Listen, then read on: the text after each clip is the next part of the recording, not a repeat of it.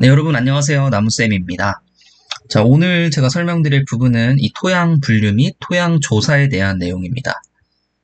이 토양 분류에 대한 부분은 시험에 거의 항상 나오기 때문에 굉장히 중요한데, 분류에 대해서는 자기가 명확하게 어느 정도 정의만 내려놓고 있는다면은, 그러면은 웬만큼 맞출 수 있는 문제들이다.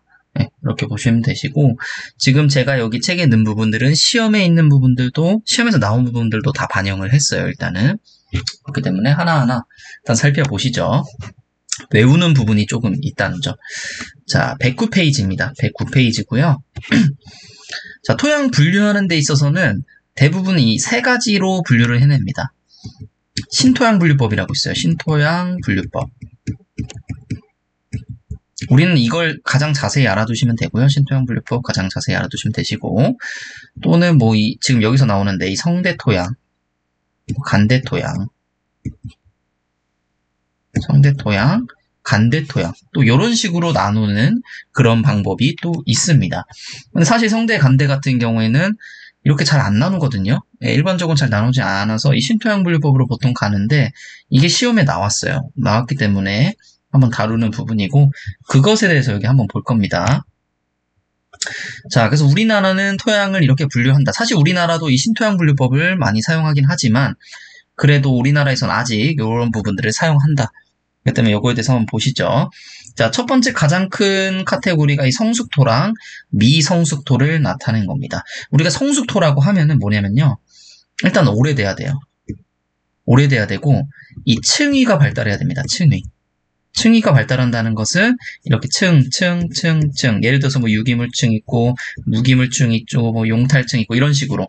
이게 층위가 지층이 발달을 해야지 우리는 이 토양을 성숙토양이라고 부릅니다. 어쨌든 성숙토양을 나눌 수 있고, 이 성숙토 중에서는 이 성대토양과 이 간대토양으로 나눌 수 있거든요. 근데 성대토양이랑 간대토양 나눈 이유는 뭐냐면은, 성대토양 같은 경우에는, 자, 가장 큰 카테고리가 이 기후나 식생입니다. 기후나 식생에 의해 특성이 결정되는 토양을 우리는 이 성대토양이라고 하고요. 자, 이 간대토양이 뭐냐? 간대토양은 이 모재나 지형의 영향을 반영한 토양을 간대토양이라고 합니다. 그래서 이 성대토양을 보시면은 이 기후 식생에 따른 이 포드질 토양이 차가운 침엽수림에서 많이 형성이 되거든요. 그래서 이 기후나 식생에 대한 부분, 갈색 산리토 같은 경우에는 온대 낙엽수림, 한반도의 대부분을 차지하고 있으니까, 이런 기후나 식생에 따라서 분류를 했을 때 우리는 성대토양이라고 하는 거고, 그 다음에 이 모재나 지형, 간대토양 한번 뭐 있는지 보실까요? 자, 여기만 봐도 알 수 있겠네요. 현무암 풍악토, 석회암 풍악토, 이 모재에 따른 특성을 반영한 게 간대토양이다. 그래서 제주도 철원 용암대지 지역, 그리고 고생대 조선계층, 이런 지형도 반영을 하는 게 간대토양이라는 겁니다. 그래서 이런 내용들이 있다라고 정도로 여러분 알고 계시고, 성대토양엔 뭐 있고, 간대토양엔 뭐 정도 있고, 어떻게 나뉜다 이렇게 알고 계시면 됩니다. 자, 그 다음 미성숙토인데, 우리 염류토랑 충적토, 염류토는 뭐였죠? 염류라는 말이 뭐였어요? 그쵸. 해수에 녹아있는 무기물이라고 바로 저번 시간에 했던 것 같아요. 그 염류토. 그래서 염류토고. 그 다음 충적토. 충적이란 말이 무슨 말이었죠? 그쵸. 이 하천이나 강에 의해서 운반되어 이 퇴적된 그 토를 우리 충적토라고 했습니다. 이런 토양 같은 경우에는 층위가 형성이 되어 있질 않아요. 잘. 그렇기 때문에 우리는 이 미성숙토라고 부르는 겁니다. 그래서 이 토양의 특징 같은 경우에는 여러분들 한 번씩 읽어보시라 해서 적어본 겁니다. 강의에서까지 다룰 정도는 아니라고 생각해서. 자, 그 다음 중요한 부분이 뭐냐? 바로 이 부분입니다. 미농무성 신토양 분류법에 의한 토양 분류법입니다. 이 부분이 가장 공인된 부분이라고 해야 될까요? 어쨌든 가장 중요한 부분이고요. 자, 6단계로 분류를 하는데 이것도 굉장히 중요합니다. 시험에 아마 무조건 나올 거예요. 그래서 가장 큰 분류군이 목, 그 다음에 아목, 아자 들어가는 게 보통 작은 단위를 말합니다. 이 기존 거보다 작은 단위를 말할 때 우리 아자를 씁니다. 자, 그 다음에 대군보다 작은 단위 아군, 그렇죠. 그다음에 속통. 이런 식으로 6가지로 분류 계곡을 나타내고 있고, 여기에는 총 12개, 가장 큰 이 목, 분류체계에 총 12개의 목이 있습니다. 엔티졸, 벌티졸, 인셉티졸, 몰리졸, 스포도졸, 알피졸, 울티졸, 에리디졸, 옥시졸, 히스토졸, 엔디졸, 젤리졸. 자, 이렇게 12개가 있다.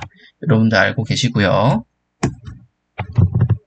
자, 토양 목별 특징에 대해서 굉장히 내용은 많거든요. 하지만 하나하나 우리가 뜯어서 공부해 보도록 하시죠. 왜냐면 그 정도로 중요하니까. 자, 첫 번째 엔티졸입니다. 엔티졸의 이 엔티라는 말이 어리다는 뜻이에요. 어리다.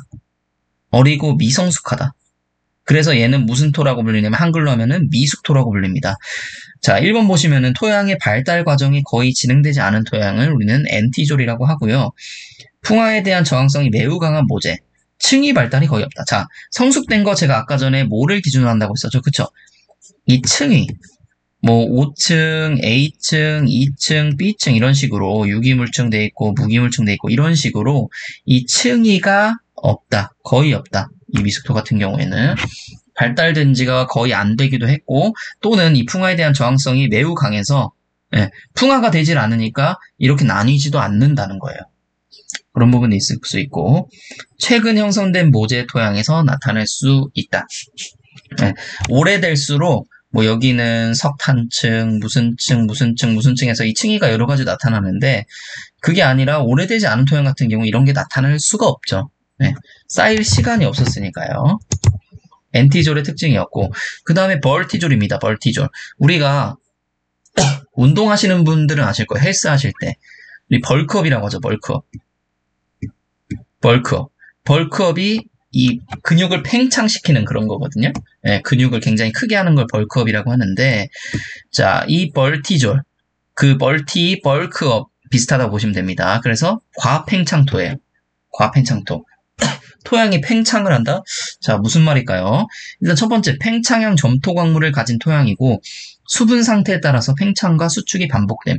자, 우리가 저저번 시간 정도에 말씀드렸었는데, 점토 광물은 1대1형 광물과 2대1형 광물이 있고 1대1형 광물 같은 경우에는 이렇게 있는데 이 사이가 좁다고 했었어요. 그래서 대부분 뭐 수분이나 무기물들이 들어갈 수 없게 되어 있었고 자, 그 다음에 2대1형 광물 같은 경우 뭐 이런 식으로 나눠져 있었죠. 2대1형 광물 같은 경우 여기가 어떻게 된다고 했었죠? 여기가 어느 정도 유도리가 있다. 어느 정도 유도리가 있어서 뭐 팽창도 했다가 수축도 했다가 이렇게 할 수가 있다는 거예요. 그래서 수분이 들어가게 되면 어떻게 되죠? 팽창이 되고요. 수분이 없어지면 얘네가 또 이렇게 줄어듭니다. 즉 수축이 됩니다. 그래서 수분이 왔다 갔다 하면서 팽창과 수축을 반복하는 층 이것을 바로 과팽창토라고 하는 겁니다. 그래서 대부분 초지에서 이런 일이 일어나고 초지 같은 경우는 비가 왔다가 한번 쫙 말랐다가 뭐 이런 식으로 반복이 되잖아요. 건조와 수분이 반복되는 기후대에서 나타나게 됩니다. 자, 다음은 인셉티졸입니다. 인셉티졸은 반숙토예요. 한국말로 하면 반숙토. 자, 반숙토가 무슨 뜻이냐면은 반만 숙성됐다, 반만 성숙하다라는 뜻이에요. 그래서 엔티졸, 아까 미숙토였는데 얘는 엔티졸보다는 조금 더 성숙된 토양입니다. 우리나라에 가장 많은 토양이 이 인셉티졸이에요. 자, 스분한 기후 조건에서 발달하고요. 토층의 분화가 중간 정도. 자, 중간 하면은 이 인셉티졸인 거예요. 아질릭 토층을 형성할 수 있을 정도의 점토 용탈이 일어나지 못한 토양. 자, 이 아질릭 토층이라고 하면요. 우리가 그냥 이렇게만 알아두시면 됩니다. 점토 용탈이 일어난 거. 점토 용탈이 일어난 거. 점토가 용탈되려면요. 이 점토는 용탈되려면 굉장히 많은 시간이 필요합니다. 굉장히 많은 기간이 필요해요. 근데 이 기간들을 다 지나고 이 점토가 용탈된다는 게 이제 하층으로 떠밀려 내려간다는 거잖아요. 이 하층으로까지 떠밀려 내려가게 되면은 이 아질릭 토층이라는 걸 형성을 하게 됩니다. 근데 이 아질릭 토층을 형성을 못했다는 것은 그 정도로 오래되지 않았다는 거죠. 그쵸? 그래서 아직 그 정도까지 성숙되진 않았다. 자, 그 다음에 에리디졸입니다. 에리디졸에서 이 에리딕이라는 말이 있거든요. 에리딕 수분. 이게 무슨 말이냐면은 에리딕이라는 말 자체가 이미 건조하다는 뜻이에요. 건조하다는 뜻. 네. 그래서 이 에리디졸은 이제 건조한 토양, 즉 과건토를 말합니다. 과하게 건조한 토양. 건조한 기후에서 에리딕 수분상의 조건에서는 생성이 되고 유기물이 축적되지 못하고 토양은 밝은 색을 나타낸다. 염기 포화도 50%가 넘는다. 자, 유기물이 왜 축적되지 못할까요? 답 어떻게 되죠? 그쵸, 분해가 되겠죠. 자, 과하게 건조한 토양은 산소가 굉장히 많을 겁니다. 산소가 많으니까 이 호기성인 미생물들이 이 유기물을 다 분해를 시켜버리기 때문에 축적이 되지 못한다. 유기물은 대부분 우리는 부식이라고 말을 하기도 하고요. 부식은 무슨 색이라고 했었죠? 부식은 검은색이거든요. 근데 부식이 없으니까 무슨 색이다? 밝은 색을 띠게 된다. 그래서 에리디졸 같은 경우에는 밝은색 토양입니다. 밝은색을 나타내고 자, 그 다음에 암연토, 이 몰리졸에 대해서 한번 얘기를 해보죠. 이 암연이라는 말이 이미 어두운 색깔, 암갈색이나 이제 검은색 그런 색깔을 말하는 건데 그럼 일단은 유기물이 많아서 부식이 많은 걸로 그렇게 볼 수 있겠네요. 맞습니다. 표층에 유기물이 많이 축적되어 있고 특히 칼슘이 풍부한 토양입니다. 칼슘을 좋아하는 미생물 뭐가 있을까요? 자, 지렁이가 칼슘을 진짜 많이 좋아합니다. 그래서 칼슘이 많은 토양엔 지렁이도 많아요. 자, 칼슘 풍부한 토양이 지렁이가 많다. 두 번째, 염기의 공급이 많은 암갈색이나 검은색의 몰릭 표층을 형성하게 됩니다. 이 몰릭 표층은 유기물이 많고 염기 포화도 50% 이상일 때 이 몰릭 표층이 나타나기 때문에 유기물이 굉장히 많은 것을 알 수가 있죠. 염기 포화도란 말은 우리가 뭐라고 해야 되지? 양이온들. 그 식물에 흡수되는 필수적인 그 양이온들 있죠. 뭐 칼슘이라든지 뭐 마그네슘이라든지 요런 애들 있잖아요. 요런 애들이 굉장히 많아지면 염기 포화도가 많아지거든요. 즉 영양분이 많은 거예요. 영양분. 무기 영양분의 양을 염기 포화도라고 보시면 됩니다. 자, 그렇게 영양분이 많고 유기물도 많은 토양이 몰리졸이고 유기물이 많기 때문에 이 검은색이나 암갈색을 띠게 되고 그래서 암연토라고 불리게 됩니다. 자, 다음 스포도졸 과용탈토라고 하는데 우리 저번 시간에 배웠죠. 포도졸 토양 어디서 많이 발생했었죠? 자, 한랭, 습윤, 그리고 침엽수림. 이 특징이 그대로 나타나요. 이 스포도졸에서는 포도졸이랑 같다고 보시면 됩니다. 거의 냉온대 습윤한 기후 조건, 특히 침엽수림에서 발달하게 되고 강한 산도로 인해 대부분의 광물이 분해되고 석영만 남으며 이 철과 알루미늄은 5층에서 생성된 유기화물과 가용성 복합체를 형성해 하층으로 침적이 되어 있다. 자, 산도가 굉장히 높게 됩니다. 여기 같은 경우에는 과용탈토 스포도졸은 그래서 용탈이 막 되고 마지막에 남은 이 철과 알루미늄 이런 애들만 남아있다. 자, 그 다음에 알피졸입니다. 알피졸은 완숙토라고 불려요. 완전하게 성숙됐다. 그 성숙토, 얘부터는 이제 성숙토입니다. 완숙토는. 그래서 표층에서 용탈된 점토가 B층에 집적이 되고, 점토가 용탈됐다는 건 굉장히 많은 시간과 기간이 들어야 되고, 굉장히 많은 화학적인 그런 과정들이 이루어져야 되는데, 그런 과정들이 일어났다는 거죠. 용탈이 돼서. 아질릭 차표층을 가진다. 차표층을 가지게 된다. 이 아질릭이라는 거 아까 뭐라고 했었죠? 그쵸. 이 성숙토를 구별해내는 그 기준이 되는 표층입니다. 염기 포화도 35%보다 높고 온도가 높아서 유기물이 집적되지는 못한다. 자, 다음 울티졸입니다. 울티졸. 뭐 우리가 울트라 막 이런 얘기 하죠. 울트라 캡숑 짱 뭐 이런 얘기 하잖아요. 그 울트라라는 건 굉장히 과하다. 더 많이 이런 뜻인데 그래서 성숙이 과하다. 과숙토를 얘기할 때 우리는 울티졸이라고 합니다. 울티졸, 온남 습윤한 열대 또는 알대 지역에서 알피졸의 경우보다, 이 경우보다 더 성숙된 거예요. 성숙. 더 강한 풍화 및 용탈작용이 일어난 조건에서 발달이 되고 점통탈된 이 아질릭 차표층이 발달을 하게 되고 염기 포화도는 30%보다 낮습니다. 점토 광물은 심한 풍화 현상으로 주로 카올리나이트나 이 철 알루미늄 산화물로 되어 있습니다. 비옥도가 그래서 낮다. 네. 이 풍화 현상이 굉장히 많이 일어나서 풍화 현상이 일어나면 이 층이가 좀 많이 발생한다고 했고 성숙토가 된다고 했었잖아요. 그쵸? 자, 다음은 옥시졸입니다. 옥시졸은 산소가 굉장히 많은 거고, 즉 산화가 많이 일어나게 돼서 이 과분해가 일어나게 되는 층입니다. 풍화 용탈이 매우 심하게 일어나는 고온다습한 열대기후 지역에서 발달하며 주로 카올리나이트, 석영, 이 Fe, 알루미늄, 철, 알루미늄 산화물로 되어 있습니다. 그래서 산화가 굉장히 많이 된다. 산소로 인해서 자, 고농도의 철, 알루미늄 산화물로 인산을 강하게 결합하여 인산 결핍이 생길 수 있다. 제가 이거 생리학 때 한번 말씀드렸었는데 자, 산성토일 때 E는 어디랑 결합을 해버리죠? 불용성이 된다고 했어요. 그래서 자, 철과 그렇죠. 산성토일 땐 철과 알루미늄에 그리고 알칼리성일 때는 이 칼슘과 결합돼서 불용성이 된다고 됐잖아요. 이용을 못하게 된다고. 너무 강하게 결합해서 이용을 못하게 된다고 그렇게 말씀드렸습니다. 자, 다음 히스토졸입니다. 히스토졸. 얘는 유기토입니다. 유기물이 굉장히 많아요. 그래서 유기물 함량이 20에서 30% 이상, 유기물 토양층이 40cm 이상 되어야지 히스토졸이라고 하고요. 분해된 수생식물의 잔재가 얕은 연못이나 습지에 퇴적되어 형성된 토양을 포함한 유기질 토양을 말합니다. 자, 다음은 엔디졸입니다. 엔디졸. 엔디 하면은 화산을 그냥 생각하십시오. 화산회토. 엔디졸 하면은 화산회토.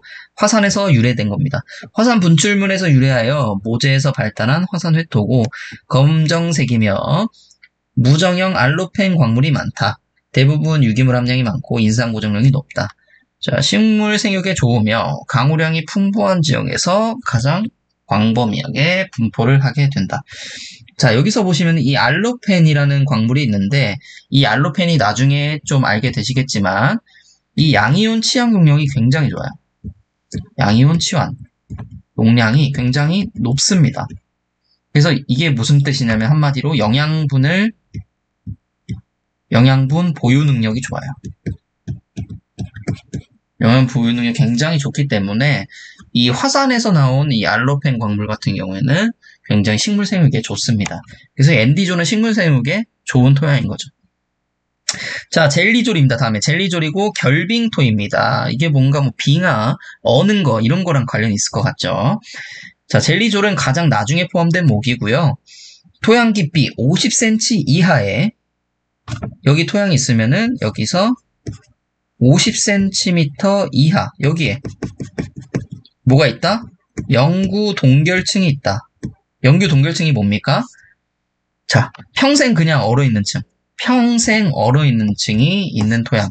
그래서 결빙되어 있다 해서 결빙토가 된 거거든요. 매우 한랭한 지역에 생성되기 때문에 우리나라에서는 분포하지 않는다. 우리나라에서 50cm 파왔는데 저렇게 동결되어 있는 층은 거의 없죠. 예. 자, 그래서 이 감식표층과 감식차표층, 얘네가 뭐냐면요, 이 토양목이 있고요. 토양목에 따라서 얘네를 구별해낼 수 있는 어떤 표층들이 있어요. 예, 그 표층들을 이렇게 나눈 겁니다. 그래서 한 번씩 읽어보시고요. 그래서 감식표층과 감식차표층 중에서 중요한 애들, 이 토양목에 영향을 주는 애들, 예를 들어 히스틱 같은 경우는 히스토졸 관련이 있고, 몰릭 같은 경우 몰리졸, 자, 오클릭 같은 경우 알피졸, 이런 식으로 이 관련이 있는 녀석들만 제가 적어놨으니까 이 부분도 한번 보시고요. 자, 다음은 토양통입니다. 토양통. 우리 그 신토양분류법. 신토양분류법 6가지 어떻게 나뉜다고 했었죠? 그쵸, 목, 그 다음에 작은 거, 그렇죠, 암호, 그 다음에 전하, 대군, 그렇죠. 대군, 그 다음에 아군이라고 했었어요. 이 작을 때 쓰는 게 아죠. 그 다음 뭐라고 썼어요? 속, 마지막에 통, 그렇죠. 이 가장 작은 단위가 이 통인데 가장 기본이 되는 거예요. 이 신토양분류법의 가장 기본이 되는 단위, 이게 바로 토양통인 겁니다. 그래서 토양통에 대해서도 이 정의 정도는 알고 있어야 되고요. 지질학적 요소, 그리고 토양 생성학적 요소가 유사한 일정 면적의 토양. 우리나라는 이 405개 토양통을 지금 산림청 기준으로 했을 때 가지고 있습니다. 토양통은 그 지명 이름을 써요. 지명 이름. 예를 들어서 군산, 군산통, 이런 식으로 군산의 어디 통, 뭐 이런 식으로 해서 이렇게 나뉘어집니다. 자, 우리나라는 아까 본 토양목 중에서 뭐를 가지고 있냐면은 이렇게 다 가지고 있습니다. 미숙토도 가지고 있고 반숙토, 반만 성숙된 반숙토도 가지고 있고요. 알피졸, 이 성숙토도 가지고 있고 울티졸, 과하게 숙성된 이 과숙토도 가지고 있는데 이 중에 가장 많은 게 뭐라고요? 이 인셉티졸입니다. 인셉티졸. 중간 정도 분화가 된 요 우리 인셉티졸을 한국은 가장 많이 가지고 있어요. 자, 다음 페이지 보시죠. 113페이지가 맞나요? 네, 113페이지입니다. 자, 이번에 토양 조사에 대한 내용인데, 제가 요거 같은 경우에는 이 정부 기관의 홈페이지에 있는 자료를 그대로 사실 가져왔습니다. 네, 그대로 가져왔어요. 왜냐하면은, 우리가 예를 들어서 시험을 쳤어요. 시험을 쳤는데, 내가 공부한 게 답이 아니래요. 답이 아니라고 했을 때, 이게 정말 답이 아닐 수도 있어요. 지금까지 나온 어떤 논문이나 아니면 어떤 정말 확실한 근거들에 의해서 답이 아닐 수도 있지만 그게 아니라 예를 들어 책 어느 한 부분만 인용해서 문제를 내실 수 있단 말이에요. 지금 초반이니까 분명히 그렇게 내실 수가 있어요. 또 수능같이 그렇게 과중하고 과대한 그런 시험이 아니기 때문에 분명히 문제가 있을 수 있어요. 문제가 있을 수 있단 말이에요. 자, 그럴 때 어떻게 해야 되냐면 우리는 항상 근거가 있는 자료로 공부를 하시고 근거. 이거 같은 경우는 근거가 뭐가 될까요? 정부 산하 기관에서 고시한 내용. 나는 그대로 공부를 했다. 근데도 문제가 틀렸다. 이렇게 예를 들어서 말씀하실 수 있는 거예요. 예, 그렇기 때문에 예를 들어서 틀린 부분이 있다고 하더라도 저희가 잘 모르니까 지금 공부하는 입장이기 때문에 공부할 때는 정부 기관의 자료를 참고하시는 것이 가장 좋다. 그리고 최신 자료, 또 굉장히 옛날 자료를 찾게 되면은 그 더 최신 자료에서 틀린 부분이 있기 때문에 지금 예를 들어 홈페이지에 고시가 되어 있다든지 아니면 가장 최신 2022년이잖아요. 지금 2022년 자료인다든지 이런 것을 참고해서 공부하시면 좋습니다. 그래서 이 토양 조사 같은 경우에는 사실 지금까지 우리가 기본서에 나와 있는 내용들은 별로 없었는데 이거를 정부 기관의 어느 내용을 찾아보니까 이런 부분이 있어서 가져왔고요. 자, 이런 부분도 한 번씩 읽어보시고 외우시진 않아도 됩니다. 사실 외우시진 않아도 되시는데 이런 게 있다 정도로 이 시절에 이런 게 있었구나 이런 정도 알고 계시고 이것도 마찬가지로 가져온 부분인데 이런 거 정부에서 고시한 내용이기 때문에 이대로 가야 되는 거예요. 사실은. 그래서 이런 부분들 여러분들 알고 가시고요. 자, 토양조사 과정 요것만 한번 봐볼까요? 어떻게 토양조사 과정이 이루어지는지. 토양을 조사하는 방법을 기술한 토양조사 편람에 준하여 항공사진을 해석을 합니다. 이 항공사진을 찍는데 항공사진을 이 토양조사 편람에 준해서 해석을 한다고 합니다. 그리고 현지 토양조사 및 분류, 그 다음에 대표 토양의 시료 채취하고 분석을 해서 마지막에 토양도 제작을 거쳐 토양조사가 이루어지게 됩니다. 이런 식으로 이루어지고요. 자, 요거 문제에 나왔었습니다. 6회인가 7회 정도에 나왔을 거예요. 산림토양조사 시 조사 야장 기록 항목 6회에 나온 것 같네요. 조사 야장 기록 항목이 무엇인지. 첫 번째 임종입니다. 임종이란 인공림인지 천연림인지 혼합되어 있는지 아니면은 한 개만 있는지 이런 거. 다음에 임상입니다. 임상은 침엽수림인지 화렵수림인지 이렇게 나뉠 부분이고. 자, 세 번째 방이라든지 경사, 토성, 토심, 습도, 지리, 수종, 임령, 소밀도, 영급, 호온 효율 등 혼율 같은 경우에는 이게 혼합이 되어 있냐. 예를 들어 이 나무가 있고 이 나무가 있는데 어느 정도로 이제 어느 비중으로 어느 퍼센테이지로 있느냐 이거 혼효율이라고 하거든요. 자, 요런 거를 산림토양 조사할 때 요런 거를 이제 기록하는 항목이라는 거예요. 요런 거 이제 기록한다고 합니다. 자, 우리가 잘 알아야 될 거는 사실 요런 부분이에요. 이 부분. 토양 단면을 기술할 때 어떻게 나뉘어서 우리가 기술을 하는지 요거에 대해서는 좀 볼게요. 자, 조사 지점의 개황이 있고요. 조사 토양의 개황이 있고요. 그 다음에 단면의 계략적 기술이 있고 개별 층위의 기술이 있습니다. 자, 여러분들 이걸 어떻게 생각을 하시면 되냐면은 조사 지점의 개황은 가장 큰 부분 가장 큰 부분입니다. 가장 큰 부분이고, 가장 작은 부분, 세밀한 부분이 뭐냐? 자, 개별층의 기술입니다. 그래서 이렇게 갈수록 커진다. 이렇게 보시면 되고, 이건 따로 외우시고, 단면의 계량적 기술은 여기에 포함되지는 않지만 따로 외워두시고요. 자, 어쨌든 그래서 이 조사 지점의 개형은 크게 이런 것들을 봅니다. 단면 번호, 뭐 토양명, 고차 분류 단위, 해발고도, 경사도, 지형 식생, 토지 이용, 강우량, 월별 평균 기온, 조사일자, 조사자, 조사 지점 등 이 지점에 대한 내용을 조사 지점에 대한 내용을 적은 거고요. 자, 다음은 자, 조사 지점에 대한 개략적인 내용을 적었습니다. 근데 이 조사가 토양이에요. 토양이죠. 그럼 이 토양에 대해서도 또 적어야 됩니다. 이게 바로 조사 토양에 대한 개황이고, 모재, 토양 수분 정도, 지하 수위, 배수 등급, 표토의 성력과 안반 노출 정도, 침식 정도, 염류 직적 또는 알칼리토 흔적, 인위적 영향도 이런 거를 조사 토양의 개황에 적고요. 자, 그리고 가장 작은 단위 개별층에 대한 기술. 토양은 이렇게 다 포함을 시키지만 개별층이나 한층 이렇게 하는 거기 때문에 토층 기호, 층위의 두께, 뭐 이게 몇 센치인지, 주토색, 반문, 토성, 구조, 경고도, 식물 뿌리, 분포, 점토 피막. 이 점토 피막은 아까 뭐라고 했었죠? 토양 분류했을 때. 이 성숙토를 나누는 기준이었잖아요. 그쵸? 점토 피막이 있으면 성숙토인 거고, 점토 피막이 없으면 성숙토로 보기가 좀 힘들다. 점토 피막이 있으면은 점토가 용탈됐다는 뜻이고, 용탈돼서 얇게 피막을 만들었다는 뜻이거든요. 이걸 통해서 우리 성숙토라고 알 수 있었잖아요. 아까 전에. 자, 개별층의 기술 이어서 치밀도나 응고도, 공극, 돌, 자결, 암편 등의 모양과 양, 무기물 결괴, 경반, 탄산염 및 가용성 염류의 양과 종류. 자, 이런 결괴나 경반, 이런 단어들이 있죠, 여러분들. 이런 것은 사실 찾아보세요. 이런 모르는 단어들이 있으면 찾아보시는 습관을 계속 기르셔야 됩니다. 네, 이 책 하나로 모든 걸 해결할 수는 없어요, 사실은.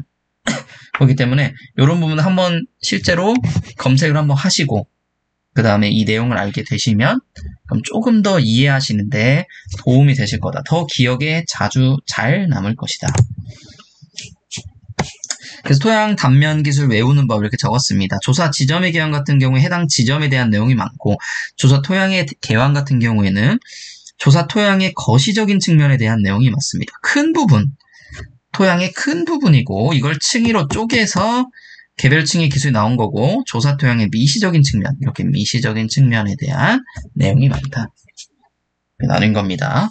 그래서 각각의 아까 조사 지점의 개황 그리고 조사 토양의 개황 이런 부분들이 있었잖아요. 이 단면 번호 같은 경우에는 조사 지점의 개황, 이것도 조사 지점 뭐 이런 식으로 해서 쭉 나왔었잖아요. 이런 거 어떤 내용을 적는지까지 한번 적어봤거든요. 그래서 이런 부분들도 여러분 뭐 다 외우실 필요는 없겠지만 이런 걸 적는구나라고 한 번쯤 읽고 이해하시길 바라겠습니다. 자, 마찬가지로 이것도 그렇고요. 이런 부분도 마찬가지입니다. 한 번씩 읽고 하시길 바라고.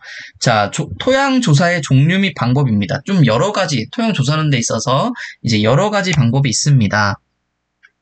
그중 첫 번째가 이 촉감법이에요. 촉감법은 대부분 이 토성을 알 수 있는 방법입니다. 토성이라 하면 뭐 모래가 많은지, 점토가 많은지, 미사가 많은지. 사실은 이 토성이 점토의 함량에 따라서 나눠지거든요. 점토가 많으면은 우리가 뭐라고 하죠? 식토라고 하고, 점토가 굉장히 없으면 뭐라고 하죠? 사토라고 하는 겁니다.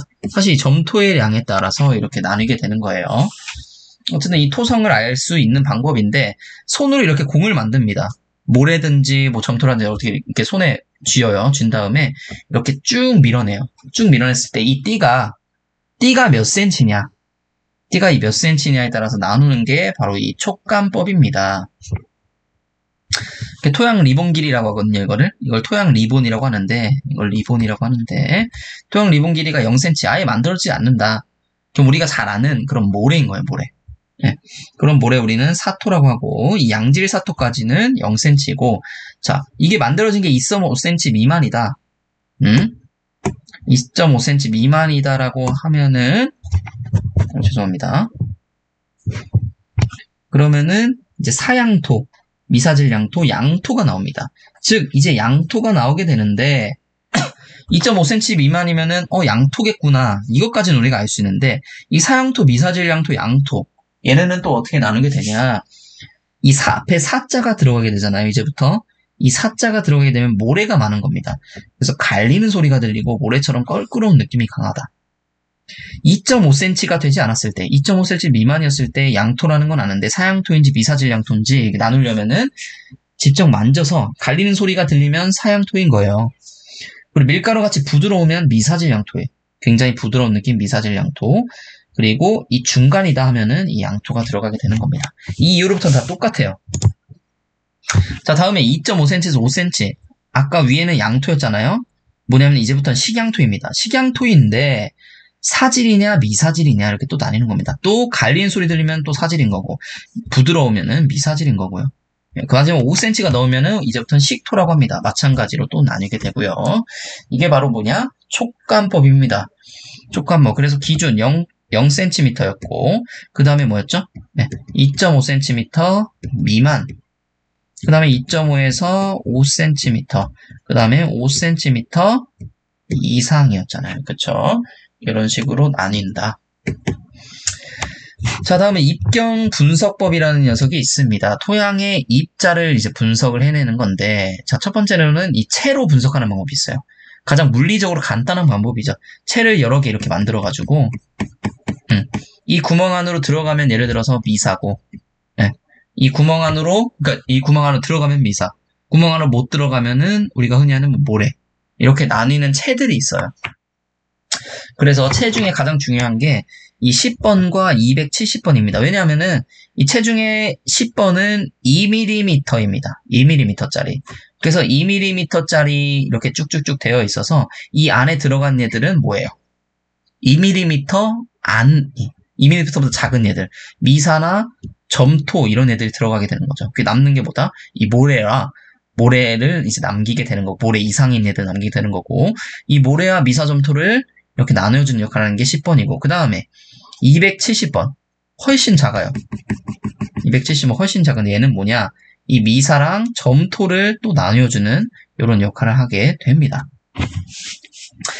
자, 그래서 0.05mm 이상 모래 분석하는 데 사용되며, 채번호 10번에서 325번까지를 사용하게 됩니다. 네. 자, 그 다음에는 이 침강법을 이용하는 미세입자 분석법입니다. 이 침강이라는 것은 물에 있을 때 밑으로 이 하강하는 것을 우리는 침강이라고 하잖아요. 그쵸? 이 스토크의 법칙이라고 있는데 구형 입자가 액체 내에 침강할 때 침강 속도는 입자 크기와 액체 점성에 의하여 결정된다는 법칙입니다. 자, 예를 들어서 비커에 물이 이렇게 있어요. 물이 있는데 여기다가 이제 구형 입자를 쭉쭉쭉 떠내려 준다는 거예요. 그럼 어떤 식으로 반응을 하게 되는지.